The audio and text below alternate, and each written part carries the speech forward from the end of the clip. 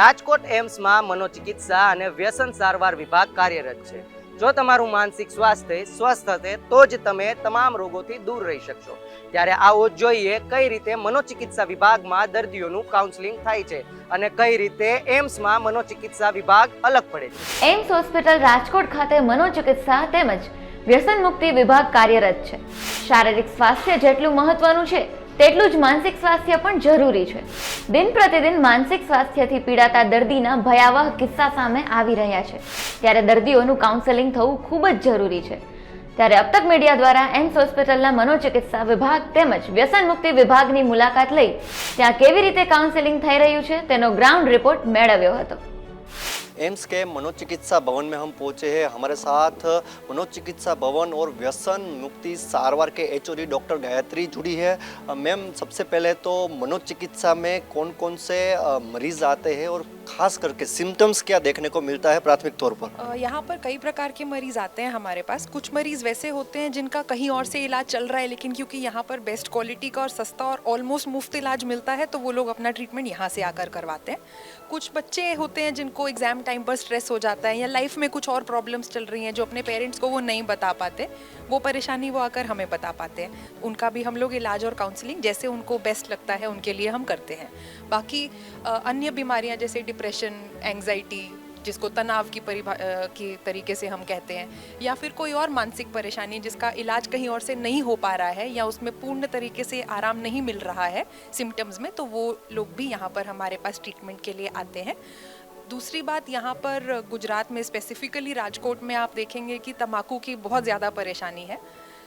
तम्बाकू साथ में अपने साथ कैंसर और सांस की बीमारियां जैसी और बहुत सारी बीमारियां लेकर के आता है. तो यहाँ पर ना केवल तम्बाकू से सारवार किया जाता है बल्कि उससे और होने वाली बीमारियां जैसे सांस की बीमारी हो गई या कैंसर्स हो गए, उनका भी हम सारवार और इलाज करते हैं.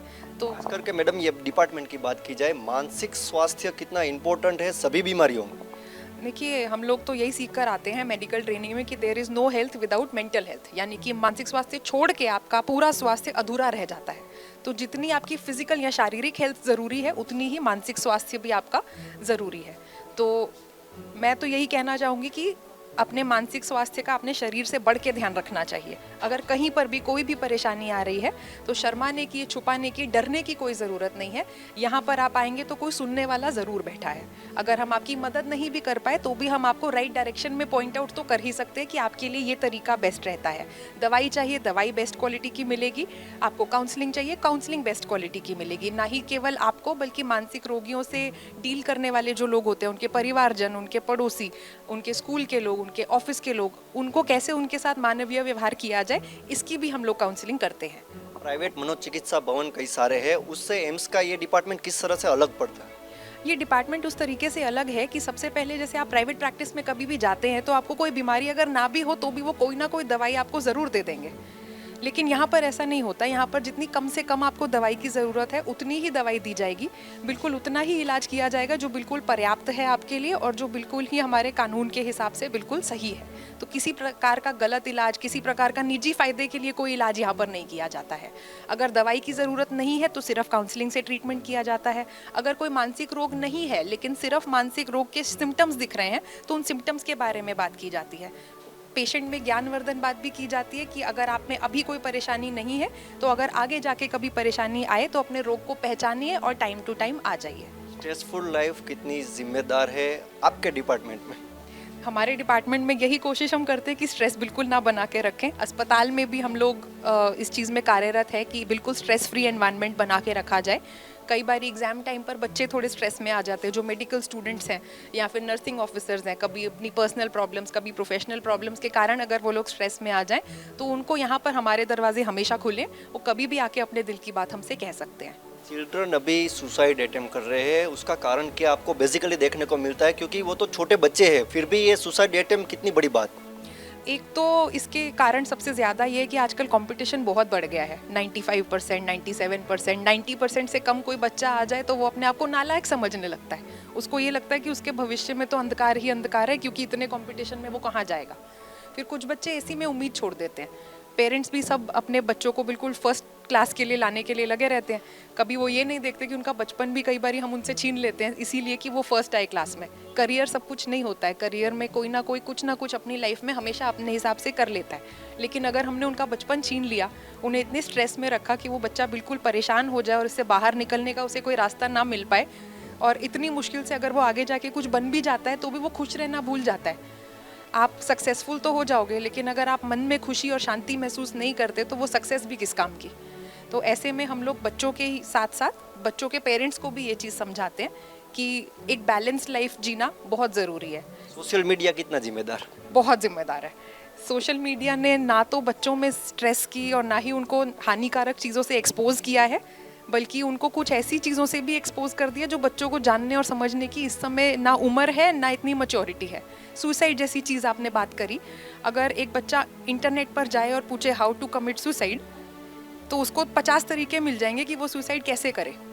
न्यूज़ में आता रहता है कि इस बच्चे ने नंबर कमाए सुसाइड कर लिया। एक बच्चे की जब ऐसे न्यूज़ आती है, 50 बच्चे कम से कम उनके माइंड में ये थॉट आ जाता है कि ये एक ऑप्शन है, नंबर कम आए, लाइफ में कुछ प्रॉब्लम चल रही है तो उससे भागने के लिए हम सुसाइड कर सकते हैं। कई लोग अटेंशन गेन करने के लिए भी सुसाइड के बारे में सोच सकते हैं, और कई बारी लोगों को समझ में नहीं आता, उनको मदद की ज़रूरत है, लेकिन वो क्या करें, जब कोई रास्ता नहीं मिलता तो फिर लोग सुसाइड की तरफ चले जाते हैं। एम्स के डॉक्टर यानी लोगों का सबसे बड़ा विश्वास और भरोसा। आप लोगों की मेंटली हेल्थ तो ठीक करते हैं, पर आप अपना मैनेजमेंट किस तरह से करते हैं, अपनी लाइफ कैसे जीते हैं? हम लोग अपनी लाइफ में स्ट्रेस को मिनिमम रखने की कोशिश करते हैं। मैं योगा और मेडिटेशन में बहुत विश्वास रखती हूँ, तो ऑलमोस्ट रोज़ योगा, मेडिटेशन, म्यूज़िक, ट्रैवलिंग, जो जो चीज़ें हमें पसंद आती हैं मैं सबको इनकरेज करती हूँ कि कम से कम कोशिश करें 7 दिन में कम से कम 1 दिन अपने लिए निकालें। उस दिन वो सब काम करें जो आपको ज़रूरी है। 7 दिन में से अगर आप नहीं 1 दिन पूरा निकाल पाते तो रोज़ कम से कम आधा घंटा तो हम अपने आप को दे ही सकते हैं। आधा घंटा बस शांति से बैठ जाइए, चाय का ग्लास हाथ में लीजिए, अपनी ज़िंदगी के बारे में सोचिए, कुछ अपने अंदर पॉजिटिविटी लेकर के आइए, और सोशल मीडिया, टीवी, इंटरनेट, इन सब से थोड़ा दूरी बना करके रखिए। योगा कितना हेल्पफुल है मेंटली हेल्थ के लिए? योगा से बहुत पॉजिटिविटी आती है, ना कि शरीर में फ्लेक्सिबिलिटी और रोगों से लड़ने की शक्ति बढ़ती है, वेट कंट्रोल में रहता है, बॉडी फ्लेक्सिबल रहती है और माइंड पॉजिटिव रहता है। तो इसमें आप फिजिकल और मेंटल दोनों हेल्थ का ध्यान अपनी रख पाते हो। व्यसन मुक्ति के लिए किस तरह से काउंसलिंग करते हैं? खास करके ये सौराष्ट्र है, सौराष्ट्र में पान फाकी मावा का ज़्यादा चलन है। यहाँ पर तम्बाकू की बहुत परेशानी है, और मेरे हिसाब से तम्बाकू यहाँ पर एक सोशल फैब्रिक में बंध गया है। कोई भी ऐसा नहीं होगा यहाँ पर जिसका कोई दोस्त या कोई जानने वाला या कोई साथ में काम करने वाला तम्बाकू ना लेता हो। ऐसे में अगर कोई इंसान तम्बाकू छोड़ना भी चाहता है तो उसके आसपास हमेशा कोई ना कोई तम्बाकू लेने वाला रहेगा। उससे छोड़ने में परेशानी होती है, उससे आपके अंदर तम्बाकू वापस लेने की तलब लगती है और आप इस परेशानी में और ज़्यादा बंधते जाते हो। हमारा माइंड जो है एक टाइम के बाद ट्रेन हो जाता है कि जब तक हमने फाकी नहीं लिया तब तक हम परेशान रहेंगे, या जब तक हमने शराब नहीं पिया हम परेशान रहेंगे। लेकिन तनाव से लड़ने के और बहुत सारे हेल्दी तरीके हैं जो हम यहाँ पर आपको बता सकते हैं। अब ये जो प्रॉब्लम है इससे हम लोग कुछ समय के लिए तो निजात पा लेते हैं अपने स्ट्रेस से, लेकिन हम बहुत लंबा नुकसान कर बैठते हैं अपना। हम अपना शारीरिक और मानसिक स्वास्थ्य का बिल्कुल सत्यानाश कर लेते हैं जस्ट इसलिए कि मुझे 1 दिन की शांति मिल जाए। तो स्ट्रेस से लड़ने के और बहुत अच्छे अच्छे तरीके हैं, जिसका इलाज भी दवाई से भी होता है, काउंसलिंग से भी होता है, लाइफस्टाइल मॉडिफिकेशन से भी होता है, जो तीनों चीज़ों से इलाज यहाँ पर किया जाता है। मनोचिकित्सा भवन ये है, खास करके ये डिपार्टमेंट और खास करके व्यसन मुक्ति के लिए आप काउंसलिंग करते हैं। चार्जेस क्या क्या है? 10 रुपये ओपीडी चार्ज तो है, और कुछ एक्स्ट्रा यहाँ पर? कोई चार्ज नहीं है इसके अलावा। 10 रुपये आपके ओपीडी के चार्ज होंगे पर्ची बनवाने के। उसके अलावा जो दवाइयाँ हैं वो आपको जन औषधि में मुफ्त में ऑलमोस्ट मिलती हैं, बहुत ज़्यादा भारी डिस्काउंट मिलता है। और यहाँ की दवाइयाँ वैसे भी ज़्यादा महंगी होती नहीं, अगर आप बाहर से लेना चाहते हैं तो भी वो ज़्यादा महंगी नहीं पड़ती हैं। मेन स्ट्रेस हमारा काउंसलिंग पे होता है, और काउंसलिंग में भी इस चीज़ पर होता है कि जब वो इंसान वापस उसी सिचुएशन में जाए तो उससे उस चीज़ को ना कहने का, नशे को ना कहने की ताकत उसमें आए। हमारा काम सिर्फ इतना होता है। स्ट्रेस फ्री लाइफ के लिए लोगों को एम्स की ओर से क्या मैसेज, देश की जनता को क्या बताना चाहेगी? स्ट्रेस हम अवॉइड नहीं कर सकते, स्ट्रेस तो ज़िंदगी का हिस्सा है ही, लेकिन स्ट्रेस से भागने के चक्कर में अपना नुकसान करना अच्छी बात नहीं है। स्ट्रेस से लड़ना सीखना चाहिए, वो आप अपने तरीके से भी कर सकते हैं। अगर आपने अपने घर परिवार में सबको देखा होगा तो घर परिवार से भी स्ट्रेंथ मिलती है।